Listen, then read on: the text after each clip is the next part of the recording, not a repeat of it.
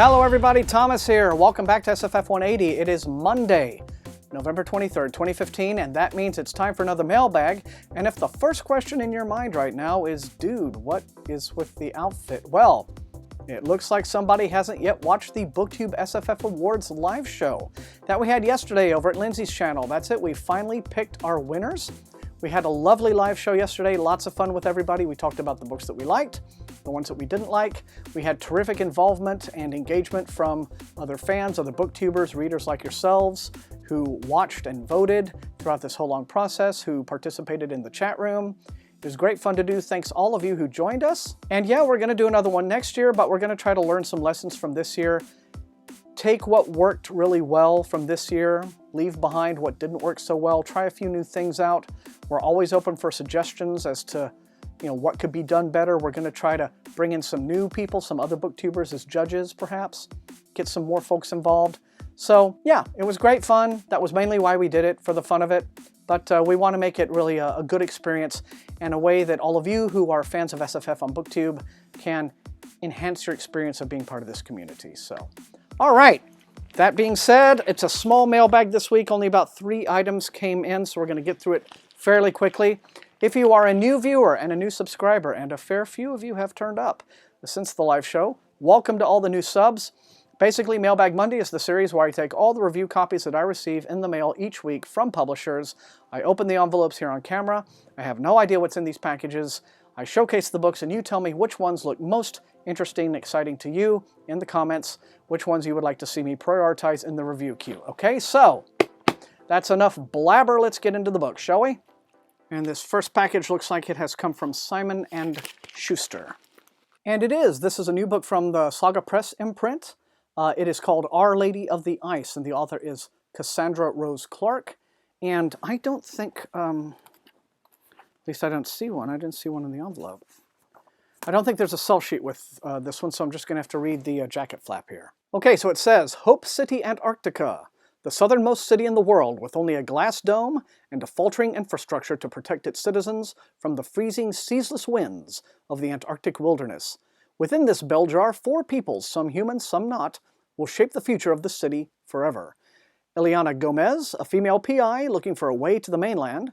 Diego Armatrano, the right-hand man to the gangster who controls the city's food come winter. Marianella Luna, an aristocrat with a dangerous secret. Sophia, an android who has begun to evolve. But the city is evolving too, and in the heart of the perilous Antarctic winter, factions will clash, dreams will shatter, and that frozen metropolis just might boil over. While I like the sound of the setting, an Arctic city, domed city in the southern regions near the pole, love that. I believe this is already out in stores right now from Saga Press. So here we have it, Our Lady of the Ice, Cassandra Rose Clark. Okay, and this next one, oh, this could be one from Nightshade Books. Okay, not quite. It's from a publisher called Talos, and this is a book called Towers Fall.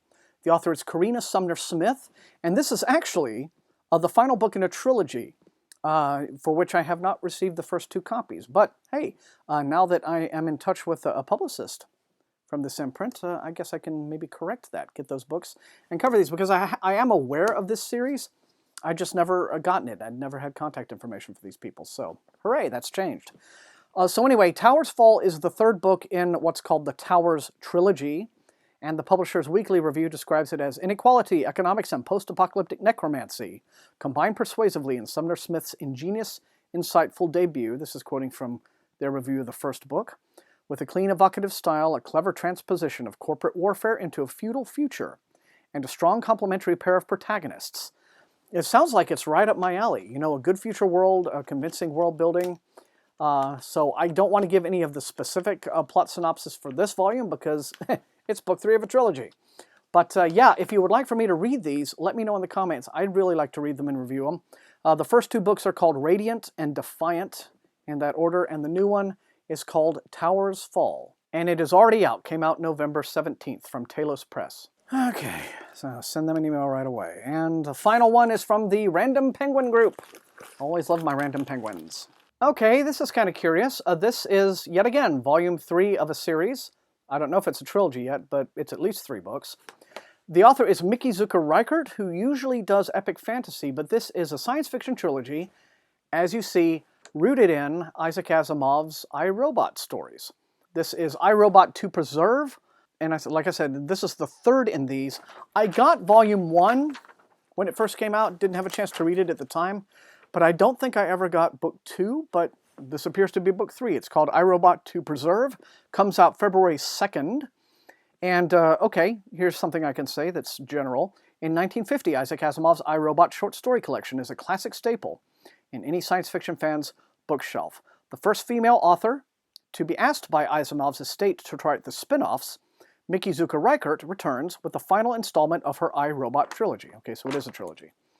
I, Robot to Preserve. The series takes place between the years 2035 and 2037, when robotic technology has evolved into the realm of the self-aware, sentient mechanical entities. But despite the safeguards programmed into the very core of a robot's artificial intelligence, humanity's most brilliant creation can still fall prey to those who believe the 3 laws of robotics were made to be broken. And that's where I'm going to stop with the synopsis, because then it could be spoilery. But here you have it. So it's a near future trilogy based on I, Robot, 3rd book in it. Let me know if you would like to find out more about these. And that is it. That's all we have this week. Like I said, a light week. Things are probably slowing down for Thanksgiving. If you are doing anything for Thanksgiving in terms of travel, going to see family, please be safe on the roads.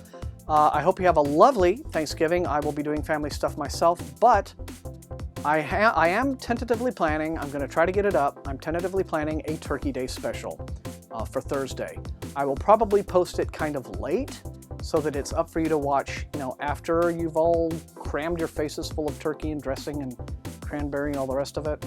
But yeah, so with luck I should get that up. But otherwise, you know the drill.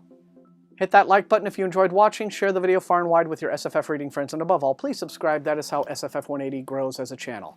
And until I see all of you next time, happy